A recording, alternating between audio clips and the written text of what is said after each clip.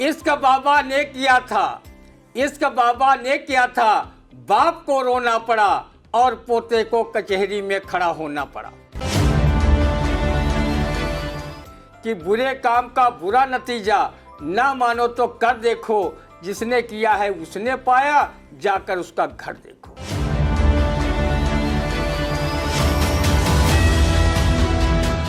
नमस्कार, स्वागत है आप सभी का आई इंडिया के खास शो रंदा में। खबरों पर रंदा चलाने के लिए आई इंडिया के स्टूडियो में एक बार फिर मौजूद हैं वरिष्ठ पत्रकार, कवि एवं रंगकर्मी ज्ञान प्रकाश सिंह प्रतीक जी। तो प्रतीक जी, आपका बहुत बहुत स्वागत है आई इंडिया के स्टूडियो में। आज की खबर की शुरुआत करते हैं, जहां वाराणसी के अवधेश राय हत्याकांड में 32 साल बाद आया फैसला। माफिया सरगना मुख्तार अंसारी को हुई उम्र कैद। MP MLA कोर्ट ने लगाया 1,20,000 रुपए का जुर्माना। तो सुनते हैं रंदा कि 32 साल बाद आखिर फैसला आने पर क्या कहता है रंदा। खुदा का लाख लाख शुक्र है कि माफिया मुख्तार अंसारी को अवधेश राय हत्याकांड में 32 साल बाद ही उम्र कैद की सजा मिल गई। कहो इस जन्म की सजा उन्हें अगले जन्म में नहीं मिली। न्याय मिलने की देरी पर ही किसी कवि को ये कहना पड़ा होगा, इश्क बाबा ने किया था, इश्क बाबा ने किया था, बाप को रोना पड़ा और पोते को कचहरी में खड़ा होना पड़ा। मरहूम कवि कैलाश गौतम ने तो न्याय व्यवस्था में ढेरों व अन्य खामियों को देखकर ही ये बात कही होगी। चाहे जैसे तैसे गृहस्थी चलाना, चाहे जैसे तैसे गृहस्थी चलाना, चाहे जाकर जंगल में धूनी रमाना, मगर मेरे बेटे कचहरी न जाना। कचहरी तो विधवा का तन देखती है, कहाँ से खुलेगा बटन देखती है। माफिया सरगना मुख्तार अंसारी को MP MLA कोर्ट वाराणसी द्वारा उम्र कैद व 1,20,000 के अर्थदंड की सजा सुनाए जाने पर रंदा तहे दिल से स्वागत करता है और अदालतों से अपील करता है कि वो साक्ष्यों के आधार पर माफियाओं अपराधियों को ऐसी कठोर सजा देते रहें ताकि लोगों में न्यायपालिका के प्रति सम्मान व विश्वास कायम रहे। बड़े अपराधी अपराध करने से पहले 100 बार सोचने को विवश हो जाएं कि अगर मैंने अपराध किया तो मुझे अदालतें सजा अवश्य सुनाएंगी और ज़िंदगी जेल में ही समाप्त हो जाएगी। माफिया मुख्तार अंसारी को अब पता चल गया होगा कि बुरे काम का अंजाम कितना भयावह होता है। किसी ने कहा भी है, पापों का वृक्ष फूलता पर फलता नहीं है, भगवान के घर देर है अंधेर नहीं है। किसी विचारक ने यह भी कहा है कि बुरे काम का बुरा नतीजा ना मानो तो कर देखो, जिसने किया है उसने पाया, जाकर उसका घर देखो। रंदा को पता है कि अदालतों पर मुकदमों का भारी बोझ है। करोड़ों मुकदमे अदालतों में लंबी चल रहे हैं। रंदा ने राज्य व केंद्र सरकार से अपील की है कि अदालतों में मुकदमों के भारी भरकम बोझ को देखते हुए अधिकाधिक संख्या में जजों की नियुक्ति की जाए तथा फास्ट कोर्ट, ट्रैक कोर्ट अधिकाधिक संख्या में संचालित किए जाएं, जिससे न्याय मिलने में देरी न हो। न्याय मिलने में देरी होने की दशा में कहीं गवाह मर जाते हैं तो कहीं वादी मुकदमा। ऐसी दशा में मुकदमा भी प्रभावित हो जाता है जो नैसर्गिक न्याय के विरुद्ध है। बिल्कुल सही। जब पापों का वृक्ष बोया है तो पाप ही का फल लगेगा, यानी कि बुरे काम का बुरा नतीजा। आखिरकार 32 साल बाद माफिया मुख्तार अंसारी को उम्र कैद की सजा व 1,20,000 रुपए का जुर्माना हुआ है।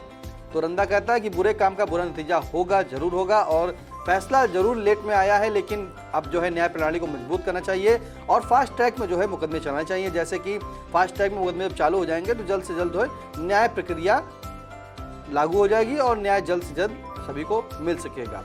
अगली खबर, हरगांव विधानसभा क्षेत्र के ग्राम सैलूमऊ में 1,36 लाख से बना प्राथमिक स्वास्थ्य केंद्र महज दिखावा। चिकित्सक व पैरामेडिकल स्टाफ की तैनाती नहीं। जनवरी 2022 में हुआ था लोकार्पण। क्षेत्रीय विधायक व कारागार राज्य मंत्री सुरेश राही ने इस प्राथमिक स्वास्थ्य केंद्र के निर्माण की दिलाई थी मंजूरी। क्या कहता है, सुनते हैं नंदा इस पर। तब तो सैलूमऊ के इस प्राथमिक स्वास्थ्य केंद्र में मरीजों का बहुत ही बेहतरीन ढंग से इलाज हो रहा होगा। PHC में चिकित्सकों व पैरामेडिकल स्टाफ की कोई आवश्यकता नहीं। मरीज जब पीएचसी की इमारत को देखकर ही टनाटन हो जाते हैं तो फिर मरीज लाल पीली टिकिया को क्यों खाएं और डॉक्टरों को दिखाने में अपना समय क्यों बर्बाद करें। जब ये सरकार सपा सरकार में जमैयतपुर में बने ट्रामा सेंटर को अभी तक शुरू नहीं करवा पाई है तो सेलू मऊ का पीएचसी अभी तक चालू नहीं हुआ तो कौन सी राष्ट्रीय दुर्घटना हो गई। अस्पताल बनने के बाद भी सेलू मऊ व आसपास के गांव वाले अभी झोला छाप डॉक्टरों की शरण में हैं। उनके लिए जैसे सूखा सावन वैसा ही हरा भरा भादव है। झोला छाप डॉक्टरों पर अपनी शेरो शायरी में शायर महफूज रहमानी ने कुछ इस तरह कहा है। शुरू डॉक्टरी जौने दिन से किया, शुरू डॉक्टरी जौने दिन से किया, मरीज भेज रोज एक ऊपर दिया, तहूँ तो न सोवे का मौका मिला, जरा से आँख झपकी कि घंटी बजी, बड़ी शीशा ल्यादर में है जिंदगी। वहीं उन्होंने किसी घूसखोर सरकारी सर्जन पर भी ये शेर कही है। सर्जन तो वो है सरकारी, सर्जन तो वो है सरकारी, और सुनिस न हमारी वो लाचारी, और कहिस की बेचो लोटा थारी, तब करीबा हम चीरा फारी, हाय समय तेरी बलिहारी। क्षेत्रीय विधायक व कारागार राज्य मंत्री सुरेश राही ने जब अपने सत प्रयासों से सेलू मऊ में प्राथमिक स्वास्थ्य केंद्र बनवा दिया तो वो प्रयास कर यहाँ पर चिकित्सक व पैरामेडिकल स्टाफ की भी तैनाती करवाएंगे। अगर उनके पास कारागार के बजाय स्वास्थ्य विभाग होता तो कब के सेलू मऊ पीएचसी पर trauma centre Selu Mau PHC पर और ट्रामा सेंटर जमैयतपुर में चिकित्सकों व पैरामेडिकल स्टाफ की तैनाती देर सवेर करा देते, ऐसा जन विश्वास है। जब तक इस पीएचसी पर चिकित्सकों की तैनाती न हो जाए और लाल पीली गोलियां न बंटना शुरू हो जाएं, तब तक मरीज पीएचसी भवन को 7 फेरे लगाकर सीएम योगी बाबा का जयकारा लगावें। रोग सब उसी तरह छूमंतर हो जाएंगे जैसे गधा के सिंह सर पर से छूमंतर रहते हैं। जिनके पेट में अपच हो व पेट दर्द हो वो लोग अपने पेट पर हाथ फेर कर आतापी पातापी बड़वा नलम ध्वजम ध्वजम सब हजम हजम मंत्र पढ़कर अपने हाजमा को दुरुस्त करें। और जिन्हें लगता है कि मर्ज के साथ कुछ हवा बलाई भी लगी हुई है तो वो लोग लोना चंबारिन का नाम लेकर अपने ऊपर छू मंतारी घोंघा चंबारी कहकर छू फू फू फा फा करें। पराए बाप की कसम आप बिना दवा दारू के ही टनाटन हो जाएं। बिल्कुल, जब सपा सरकार में बने हुए ट्रामा सेंटर का अभी तक उद्घाटन नहीं हो पाया तो ये तो कारागार मंत्री खुद भाजपा सरकार में मौजूदा है जो सेलू मऊ पीएचसी नहीं शुरू कर पाया क्योंकि वहाँ लाल पीली टिकिया जो अभी नहीं मिल रही। इसलिए रंदा ने कहा है कि जो सेलू मऊ पीएचसी बना है मरीज वहाँ जाएं और उसकी 7 परिक्रमा करके बाबा योगी आदित्यनाथ का नाम ले, सारी बीमारी से दूर रहेगी।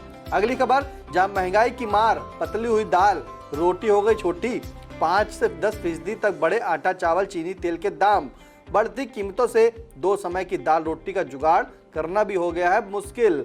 अब इस महंगाई पर क्या कहता रंदा, सुनते हैं। अब ढोल मंजीरा लेकर ये महंगाई गीत गाओ, विदेशवा माफिया जो कमाते हैं महंगाई डाइन खाए जाते। महंगाई की मार में न दाल पतली करो और न रोटी छोटी करो, सिर्फ अपने मुंह पेट को पतला और छोटा करो, फिर देखो महंगाई ज़्यादा कुछ नहीं बिगाड़ पाएगी। रंदा की सलाह है कि दिन दिन बढ़े महंगैया मैं क्या करूं, दिन दिन बढ़े महंगैया मैं क्या करूं, दीन दयाल बिरज संबारी, छूट पड़े चौपैया मैं क्या करूं, दिन दिन बढ़े महंगैया मैं क्या करूं। गाकर महंगाई को कोसने से अच्छा है कि अगर खाने पीने की चीज़ें महंगी हैं खाना छोड़ दीजिए, कपड़े महंगे पहनना छोड़ दीजिए। कपड़े शिवभक्त नागा भी नहीं पहनते, क्या वो भारतवर्ष में नहीं रहते? भौतिकवाद की ज़िंदगी से निकलकर आध्यात्मवाद की ज़िंदगी जिए तो देखें महंगाई का असर अपने आप बिल्कुल कम हो जाएगा। रंदा के प्रस्तोता ने अपनी काव्य रचना में कहा भी है, खाने पीने की चीज़ें अगर महंगी तो ज़्यादा मत खा, ज़्यादा खाने से रख परहेज, मोटा न बन तन को सहेज, इसलिए नल का ठंडा पानी पीकर सो जा, क्योंकि जल ही जीवन है, जो मिल सकता जीवन है। नल का ना मिला तो नाली का मिल ही जाएगा, उसे पीकर तो हट पुष्ट बजरंग पुनिया हो जाएगा। मेढक भी तो नाली का पानी पीते हैं, उछलते कूदते फुदकते और शान से जीते हैं। बिना अन्न टनाटन। कापी किताबें भी महंगी, तो बच्चों को शिक्षा मत दिला। शिक्षा कोई ज़रूरी है, शिक्षा तो बस एक खाना पूरी है। आप ही बताएं, कबीरदास किस कॉलेज में पढ़े थे? बस थोड़ा पढ़े थे, लोग उन पर पीएचडी कर रहे हैं, अशिक्षित के नाम पर शिक्षित हो रहे हैं। रंदा महंगाई को धन्यवाद देता है कि महंगाई की वजह से लोग महंगी कारों में फर्राटे भर रहे हैं, उनके बच्चे महंगी फीस वाले कॉलेजों में पढ़ रहे हैं, और जितना गरीबों के वहाँ महीने भर का खर्च है, उतना खर्च तो उनके महंगे कुत्तों को महंगे बिस्कुट खिलाने में हो रहा है। कहते हैं कि गरीब व मध्यम आय वर्ग के लोग हमेशा से महंगाई का रोना रोते रहे हैं, पर महंगाई के दौर में पूंजीपति की पूंजी आज आसमान छू रही है। शायर महफूज रहमानी ने महंगाई पर कुछ इस तरह अपना नज़रिया रखा है। अब तो खाने के लिए रोटी न चावल दाल है, जेब में धेला नहीं, घर भर मेरा कंगाल है। हर मुसीबत झेल लेता हूँ मुश्किल, मगर गम तो इस बात का है कि भाई मेरा खुशहाल है। तो बिल्कुल रंदा ने कहा कि महंगाई डायन खाया जाता है। अगर महंगाई लग रही है तो खाना छोड़ दें, अगर कपड़े महंगे लग रहे हैं तो पहनना छोड़ दें। आखिर लेकिन जनता छोड़े तो कहाँ तक छोड़े? पूरी जेब में थैला नहीं, कंगाल हो गया है बिल्कुल आदमी। महंगाई दिन पर दिन लगातार बढ़ती जा रही है, इसलिए रंदा कह रहा है कि महंगाई जिस तरह से बढ़ रही है उस प्रकार से खर्चों को भी सीमित करें, क्योंकि खर्चे सीमित हो सकते हैं लेकिन महंगाई अब रुकने वाली नहीं है। तो कैसा लगा रंदा, कमेंट करके जरूर बताइएगा। अब दीजिए इजाजत, फिर मिलेंगे आपसे अगले एपिसोड में। और एक खास बात, अब रंदा हर रविवार और हर बुधवार, साथ में हर शुक्रवार को रंदा आपको मिलेगा। तो कैसा लगा आज का कार्यक्रम आप जरूर बताइएगा कमेंट करके। अब दीजिए इजाजत, फिर मिलते हैं आपसे अगले एपिसोड में। नमस्कार। GS Singh institute of pharmacy, Parasrai, Dhondhi, Laharpur road, Sitapur. सत्र 2023-24 के लिए प्रवेश प्रारंभ। D.Pharm, B.Pharm, PG diploma in journalism and mass communication, PG diploma in computer application.